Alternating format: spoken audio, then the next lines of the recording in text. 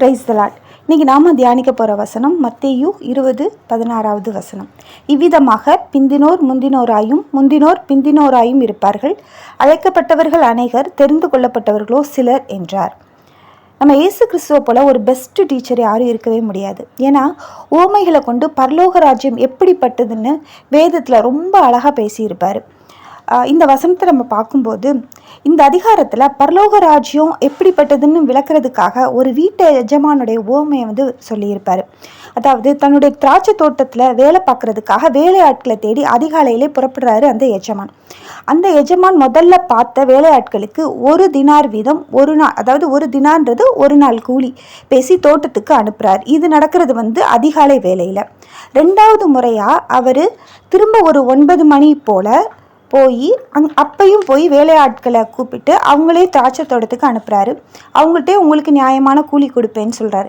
அதே போல் திரும்ப மதியம் ஒரு 12 மணி போல் போய் அதே மாதிரி வேலையாட்களை தன்னுடைய திராட்சை தோட்டத்துக்காக அவர் என்ன பண்ணுறாருன்னா ஹையர் பண்ணுறாரு. திரும்ப 3ஆம் மணி வேலையிலையும் போய் அதே மாதிரி வேலையாட்களை அவர் என்ன பண்ணுறாரு, வேலைக்கு அழைக்கிறாரு தன்னுடைய திராட்சை தோட்டத்துக்காக.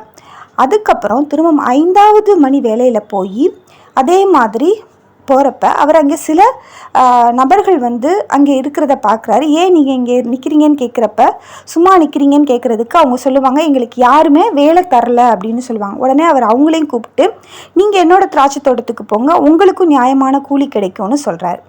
சாயங்காலம் ஆகுது. அப்போ எஜமான் என்ன பண்ணுறாரு, காரியக்காரனை நோக்கி, நீ வேலையாட்கள் எல்லாம் கூப்பிட்டு முதல்ல பிந்தி வந்தவங்களை தொடங்கி முந்தி வந்தவங்க வரைக்கும் அவங்களுக்கு கூலி கொடுன்னு சொல்கிறார். முதல்ல பார்த்தா யாருக்கு கொடுக்குறாங்க அப்படின்னா, கடைசியாக வந்தாங்க இல்லையா, அந்த 5 மணி வேலையில் வந்தாங்க இல்லையா, அவங்களுக்கு தான் முதல்ல கூலி கொடுக்கப்படுது. எவ்வளவுனா 1 பணம் கொடுக்கப்படுது. எப்படி ஏர்லி மார்னிங் வேலை பார்க்க வந்தவங்களுக்கு என்ன கூலி பேசுனாங்களோ அதே கூலி தான் கடைசியாக வந்த அவங்களுக்கும் கொடுக்கப்படுது. இதை பார்த்தோன்னா முந்தி வேலைக்கு வந்தவங்க என்ன நினச்சாங்க அப்படின்னா, தங்களுக்கு கண்டிப்பாக அதை விட கூட கொடுப்பாங்க. ஏன்னா அவங்களாம் கடைசியாக தான் வந்தாங்க, ஈவினிங் தான் வந்தாங்க. அப்போ அவங்களுக்கே 1 தினார் பணம் கொடுக்கும்போது நமக்கு கண்டிப்பாக நம்ம காலையிலேயே வந்துட்டோம், அது மட்டும் இல்லை நம்ம வெயிலெல்லாம் கஷ்டப்பட்டு வேலை பார்த்துருக்கோம், அதனால நமக்கு அந்த 1 பணத்துக்கு மேலே கண்டிப்பாக கொடுப்பாங்க அப்படின்னு சொல்லி அவங்க எதிர்பார்த்தாங்க. ஆனால் அவங்களுக்கும் கிடைச்சது என்னென்னா அந்த 1 பணம் தான், அதாவது 1 தினார் தான் அவங்களுக்கும் கொடுக்கப்பட்டுச்சு.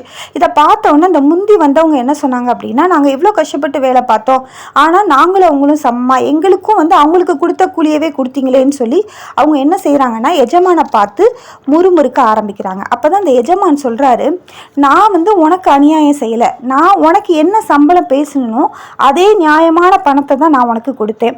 உன்னுடையது நீ வாங்கிட்டு உனக்கு கொடுத்தது போல பிந்தி வந்தவனுக்கும் கொடுக்கறது என்னுடைய இஷ்டம். என்னுடையதை என்னோட இஷ்டத்துக்கு செய்ய எனக்கு அதிகாரம் இல்லையா? நான் தயாளனா இருக்கிறதுனால நீ வன்கண்ணனா இருக்கலாமா அப்படின்னு சொல்லி முந்தி வந்தவங்களை பார்த்து சொல்றாரு. அதாவது என்னன்னா, நமக்கு கூட பார்க்கும்போது இது என்னடா நியாயமே இல்லாத மாதிரி இருக்கும்.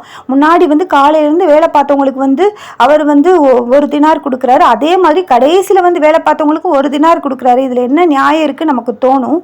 ஆனால் உண்மையாலுமே அந்த எஜமான் எவ்வளவு ஒரு இரக்கமுள்ள சுபாவம் உள்ளவர்ன்றதை இதை அதிகாரத்தில் நம்ம நல்லா தெரிஞ்சுக்கலாம். எப்படின்னு பாருங்களேன்.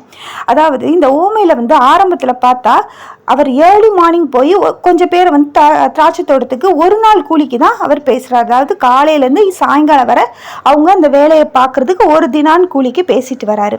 ஆனால் திரும்ப அவர் என்ன பண்ணுறாருன்னா 9 மணிக்கு திரும்ப போகிறார். திரும்ப போய் கொஞ்சம் வேலை ஆட்களை தேடி போகிறார். ஏன் அவர் போகணும்? அந்த ஆரம்பத்தில் வச்ச அந்த ஆட்களை வச்சே துரிதப்படுத்தி அவங்கள வேலை வாங்கி சாயங்காலத்துக்குள்ளே அந்த கொஞ்சம் பணத்திலே அவர் அவருடைய வேலையை வாங்கி முடிச்சிருக்கலாம். ஆனால் அந்த அதிகாலையில் வந்தவங்க அவங்களால இந்த வேலையை சாயங்காலத்துக்குள்ளே முடிக்க முடியுமா அப்படின்னு சொல்லி அவங்க மேலே இருக்கிற அந்த கரிசனையினால அவங்க மேலே இருக்கிற பாரத்தை பார்த்து அவங்களுடைய பார சுமையை குறைக்கணுன்றதுக்காக தான் திரும்ப அவர் என்ன பண்ணுறாரு, 9 மணிக்கு போல போய் திரும்ப வேலையாட்களை ஹையர் பண்ணுறாரு. அதே மாதிரி தான் பார்த்தா 12 மணிக்கு போகிறாரு, திரும்ப 3 மணிக்கு போய் அதே மாதிரி வேலையாட்களை அவர் என்ன பண்ணுறாரு, ஹையர் பண்ணிக்கிட்டு வராரு. நம்ம ஒரு கணக்கு படிச்சிருப்போம் இல்லையா, ஆட்கள் கொஞ்சம் இருந்தால் வேலை வந்து செய்கிறதுக்கு எவ்வளோ நாள் ஆகும், அல்லது ஒரு வேலையை செய்ய ஆட்கள் அதிகமாக இருந்தால் எவ்வளவு நேரம் தேவைப்படும் அப்படின்னு சொல்லி நம்ம சில கணக்குகள்லாம் பார்த்துருப்போம் இல்லையா. அதே மாதிரி தான் இங்கே வந்து என்னென்னா, ஒரு தோட்டத்தில் ஒரு நாள் வேலைக்கு இவர் வந்து நிறைய பேர் என்ன பண்ணியிருக்காரு அப்படின்னா, ஆட்கள் அதிகமாக வந்து எடுத்து அந்த வேலையை பார்க்க அவர் அனுமதிச்சிருக்காரு. அப்படி பார்த்தா இவருக்கு தான் நிறைய என்னவாகும், செலவாகும் இந்த எஜமானுக்கு.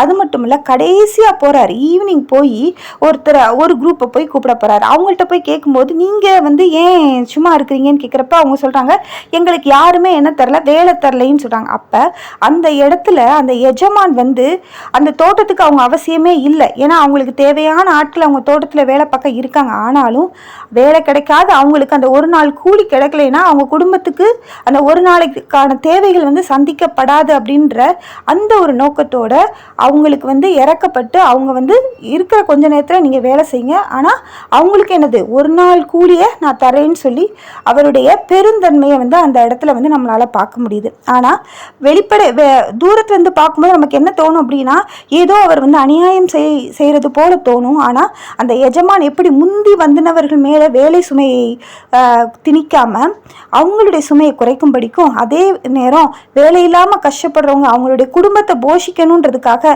தன்னுடைய வேலைக்கு தேவை இல்லைன்றிருந்தாலும் தன்னுடைய வேலைக்காக அவங்கள அனுப்பி அவங்களுக்கு ஒரு முழு நாள் கூலியை கொடுக்கறது வந்து அந்த எஜமானுடைய பெருந்தன்மையான குணத்தை நமக்கு காட்டுது. இந்த மாதிரி தான் நம்ம ஆண்டவராகிய இயேசு கிறிஸ்துவும் பிதாவும் இந்த உலகத்தில் அநேகர் பார்த்திங்கன்னா பரம்பரை கிறிஸ்தவங்களாக இருந்திருப்பாங்க. அவங்களுக்கு வந்து என்னென்னா, ஆண்டவராகிய இயேசு கிறிஸ்துவை பற்றி ஆரம்பத்துலேருந்தே நிறைய தெரிஞ்சிருந்திருக்கும். ஆனால் ஒரு சிலர் பாதியில் இயேசு கிறிஸ்துவை ஏற்றுக்கொண்டவங்களாக இருப்பாங்க.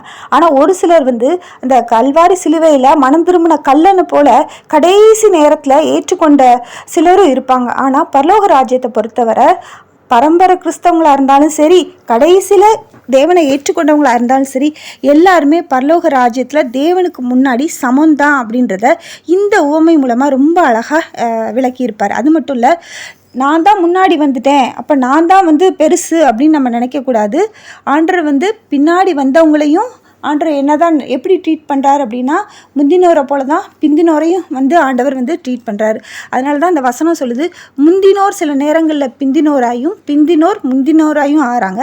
அது மட்டும் இல்லை, அநேகர் வந்து அழைக்கப்பட்டவர்களாக இருந்தாலும் தெரிந்து கொள்ளப்பட்டவர்களோ சிலர்னு சொல்கிறாரு. அந்த சிலரில் நாமும் இருக்கிறோமா அப்படின்றத நம்ம சிந்திச்சு பார்ப்போம். தேவன் அந்த சிலரில் நாமும் இருக்க நமக்கு கிருபை பாராட்டுவாராக. ஆமேன்.